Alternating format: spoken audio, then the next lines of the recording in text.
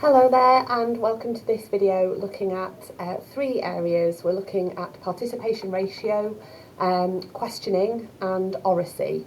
And the idea is here to just give a little bit more information about each of those areas, particularly if you're going into lessons to look at other teachers' practice to try and really help with those lesson observations.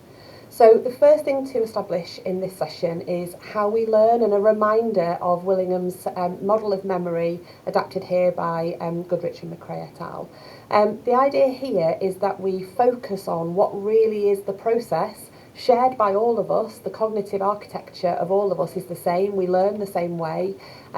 Yes, there are variations within things like SEND, especially around processing, but ultimately our brains remember information, process information in the same pattern. So on this model of memory, you can see here that for us as teachers, it's crucial that we select the right information first, that we select the curriculum. So you can see that here on number 1. Creating conditions where it's actually possible to teach. We've got those social, cultural and structural conditions for learning that are really crucial. And then we move on to these three, and I want to sort of draw your attention particularly to these three. Securing attention, so has the student actually attended to what the teacher's saying, doing, what the activities are in the lesson? Is there communication? Are ideas presented in a manageable way? Are students able to kind of facilitate their own learning through talk and asking questions of the teacher, etc.? And is the teacher, for number 5 here, driving thought forward? Are the students thinking hard? The 6 and 7 here, we've got the feedback and consolidation aspects, but really for this session, I want to focus on those middle 3. So securing attention, optimising communication and driving thought. Now, neatly, those fit for our 3 areas of focus today. The participation ratio is a phrase Doug Lemov coined around keeping students. On the whole, we want all of our students to be involved in our lesson, in our learning process. A ratio of the most students attending at any moment is what we're looking for. Oracy, too big to do in one small session, but this is about having a dialogic classroom, having a classroom where there is purposeful, meaningful talk happening from the teacher, from the students, and between the teachers and students. And of course, between the students themselves as well during group talk. And then questioning, kind of the bread and butter of our teaching and learning processing. But actually questioning is so nuanced, there's so many ways in which we can have more effective questions. For us, it's a time to look and remind ourselves of the kind of general processes that we follow here. I'll just move myself over here. This model of memory can be broken down into processing new information, remembering information. I would class in that also applying skills, so remembering how to do something as well as information and facts. And then the motivation and learning behaviours that you have for any of that learning process to actually take place. A student has to be motivated, be able to self-regulate, be able to kind of understand the cognitive processes that are going on for them. All of these cognitive science kind of phrases and terms are things that staff who are coming in at a novice level, so our beginner teachers and our ECTs, they know this information because this is part of their diet and their curriculum. So for more experienced staff or curriculum leaders especially, I don't want to frame it as kind of you're being outpaced, because you're not. You're practitioners of a great expertise. But in terms of the actual language being used, these are the phrases that your more novice teachers are actually getting and knowing and understanding through their curriculum that they follow. And of course, similarly, it's the same sort of cognitive science core that we see at that MPQ level. So that golden thread really is there. Have a think about that. Are there any of these terms that aren't familiar, any of these that need sort of further clarity? If you were looking to do some developmental planning, these areas of pedagogy would be a great place to start. Okay, so let's start with the participation ratio, and I'll just move myself over here. So the attention is the gatekeeper of learning. What our students attend to is ultimately what they learn. A nice phrase here that to really think about the way in which we do need our students to attend. And there's a good interview there I'd recommend watching where Doug Lemov sort of expands on this idea. For me, when I go around lessons, I see students not necessarily attending to the learning in the lesson. And I liken it to if a student turned up late to a lesson, most teachers would be really aware that a student had only just turned up at their room. If there was no excuse for it, it's a late mark, but also it's a real massive amount of lost learning. However, we do have students who are in our classrooms and can go 40, 50 minutes, possibly the whole hour, without actually attending and being attentive to what's going on in the room. One of the sort of more negative ways of phrasing this would be sort of desktop truancy, opt-out. I don't like that negative framing, so we've called it participation ratio because that phrasing is more helpful. So here we can see that model of trying to get as many students as we can actually switched on and engaged in our learning. We want lots of students to be thinking hard, and we want lots of students to be involved in our lesson. We don't want our students to be just kind of passive in their learning and expecting it just to come to them. There is something to manage around our classroom participation, that we don't want the stakes to be so high that actually the production of any engagement falls off at the end of the bell curve at the top there. It's that idea of just making the stakes high enough that it does engage our students. So consequences, it can't be if you don't engage in my lesson and answer a question, you're going into detention. That would be too high a sanction, too high a stake. It would switch children off, they would feel that was unfair. But a high stakes sort of conditions might be, you need to do this task so that the next task is available to you. Or, lower level sanctions. Yes, of course, we would have a sort of a lower level sanction if someone really wasn't doing the task we'd asked them to do. But it's more about trying to build that intrinsic motivation and students realising if I don't engage now, there is a consequence to my learning. When we look at questioning, we're trying to see if we have effective questions being asked. Obviously, we know the bread and butter of our questioning is kind of a question from the front, the students answer, but that can be done in lots of different ways. So it says here, one of the most powerful tools we have as a teacher is effective questioning. Not only does it help to consolidate students' learning, it also helps to measure their progress, that kind of AFL approach. It's no wonder it's the third principle of Rosenshine's principles of instruction. The idea of asking questions in an open-ended way is something that we see quite a lot in different lessons.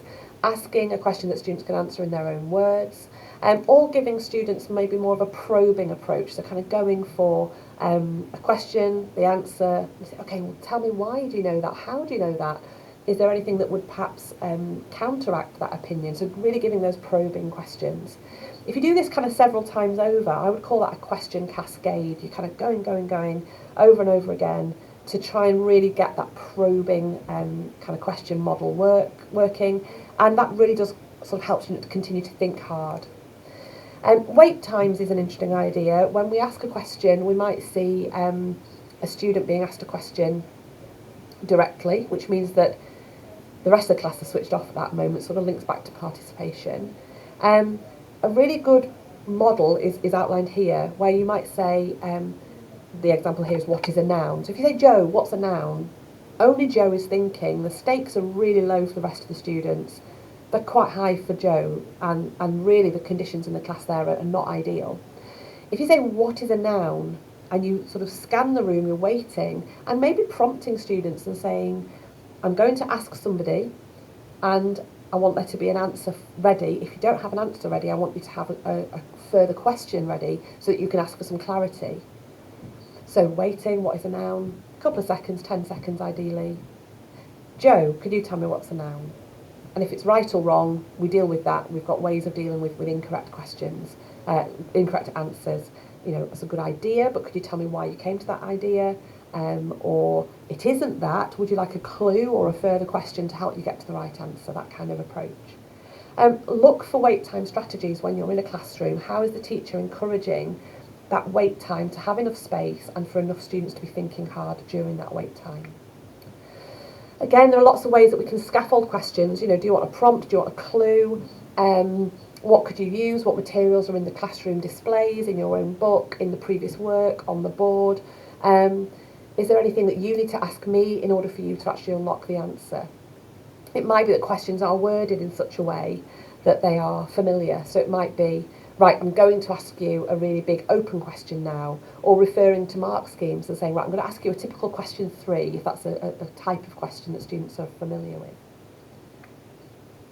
And finally, on to Oracy. Now, again, we really don't have long to talk about Oracy. It's an enormous New, I'm hesitant to say the word new, certainly a very focused initiative at the moment.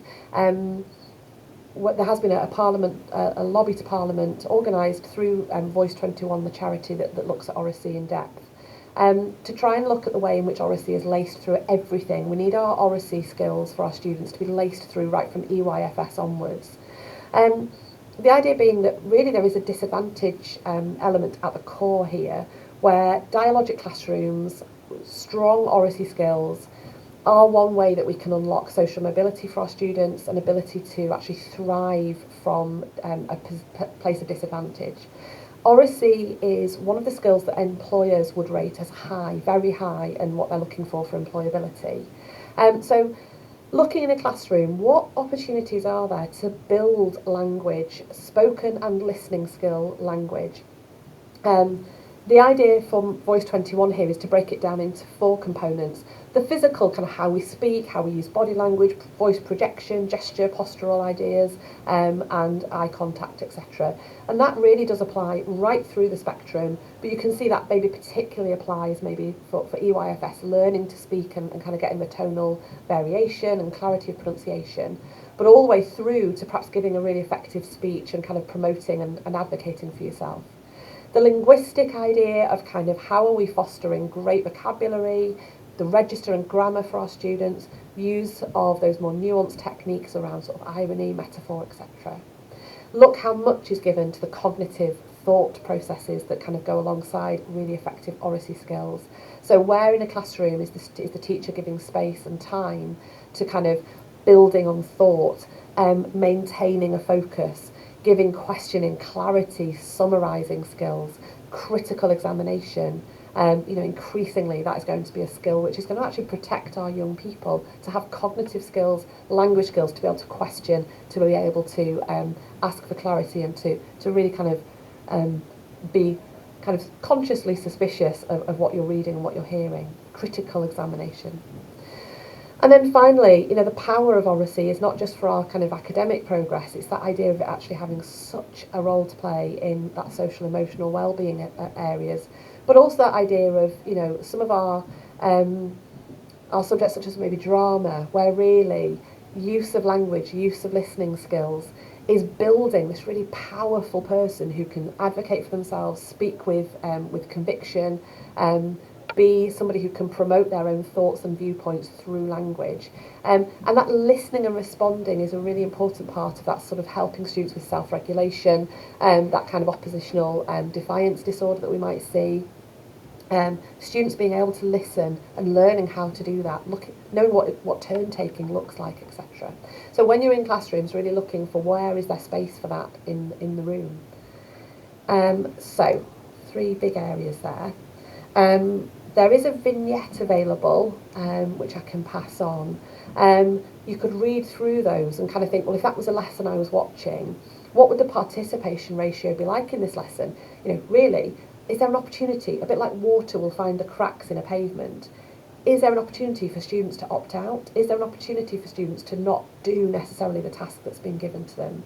Is there any sanction, or rather any consequence to their learning if they don't get involved in that thinking, in that activity, in that written task, in that physical task? If I don't get involved in the group discussion, is anyone going to check? So where the water will find the cracks will double disadvantage our students who are already having vulnerabilities that they're facing. If you see questioning in a lesson, how effective is that questioning? Is there any way in which that questioning is actually unlocking thought, allowing for wait time, broadening a student's kind of ability to understand their cognitive processing? Is it digging deeper? Is it making them think harder? And what opportunities are there in this classroom? I've put for rich talk, and I mean, of course, inherently within that, for rich listening as well. Is there an opportunity for students to know what it looks like to listen well? Is there a chance to see that modelled? Is there a chance to improve that skill?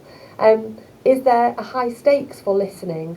Are students kind of getting something back from those moments when they're being attentive? Are they hearing wonderful anecdotes that help illustrate their learning? Are they hearing really high-level vocabulary modelled to them? Are they hearing really good verbal models of the written work that they're about to do? So thinking when you're in a classroom what you can hear around opportunities for Oracy. I hope that's helpful. Do let me know if there's any further clarity needed on any of those ideas. Thank you.